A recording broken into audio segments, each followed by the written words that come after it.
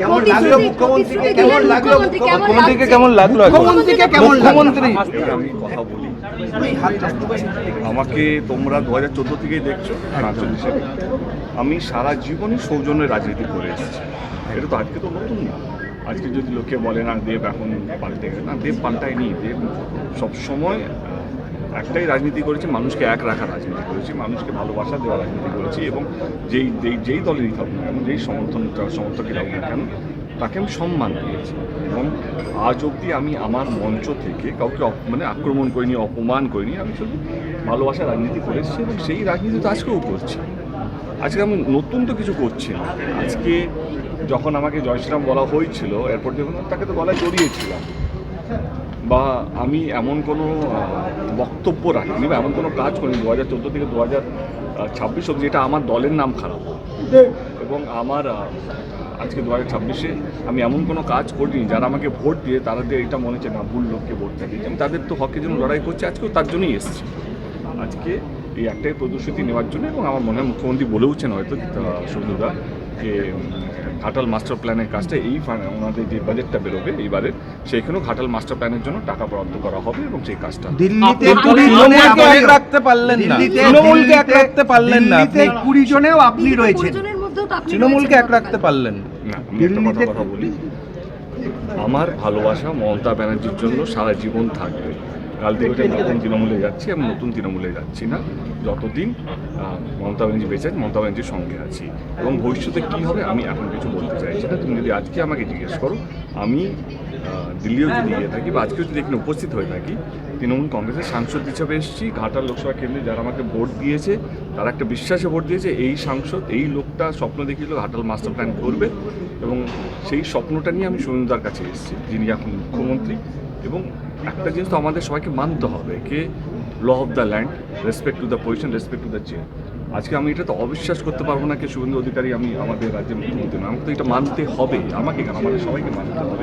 এবং আমার কাজটা কি, এই ডাবল ইঞ্জিন সরকার যেটা কেন্দ্রতে আছে এবং রাজ্য আছে, তাদের হাত ধরে আমি যে প্রতিশ্রুতিগুলো দিয়েছি বা আমি যে স্বপ্নগুলো ঘাটাল লোকসভা কেন্দ্রের মানুষকে দেখিয়েছি, সেই স্বপ্নগুলো তো আমার দায়িত্ব স্বপ্নটা পূরণ করার।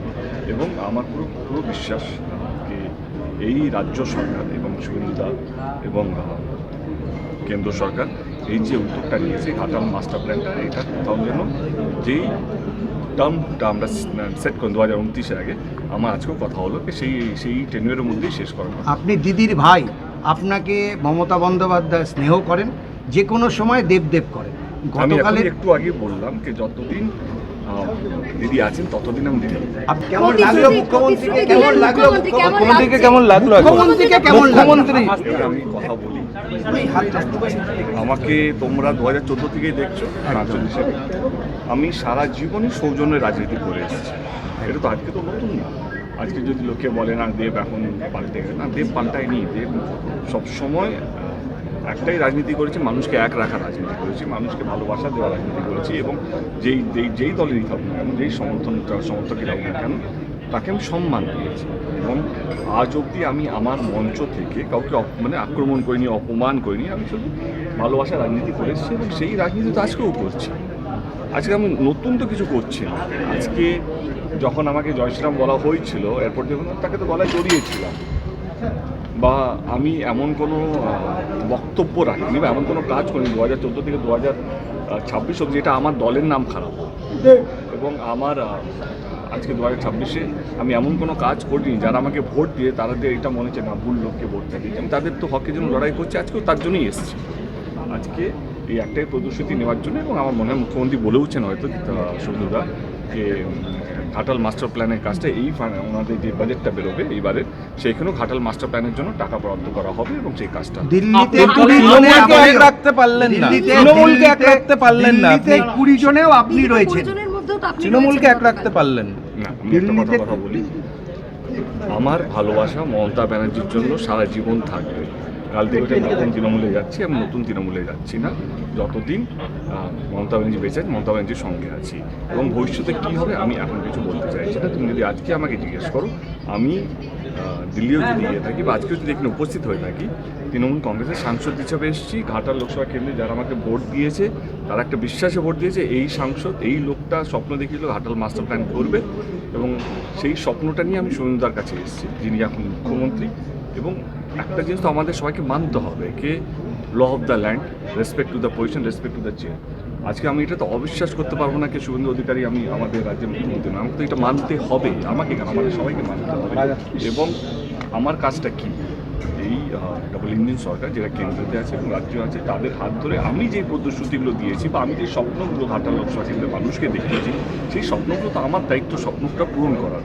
এবং আমার পুরো বিশ্বাস যে এই রাজ্য সরকার এবং শুভেন্দুদা এবং কেন্দ্র সরকার এই যে উদ্যোগটা নিয়েছে ঘাটাল মাস্টার প্ল্যানটা, এটা কোথাও যেন যেই টার্মটা আমরা সেট করি 2029-এর আগে, আমার আজকেও কথা হলো সেই টেনুয়ের মধ্যেই শেষ করা। আপনি দিদির ভাই, আপনাকে মমতা বন্দ্যোপাধ্যায় স্নেহ করেন, যে কোনো সময় দেবদেব করেন।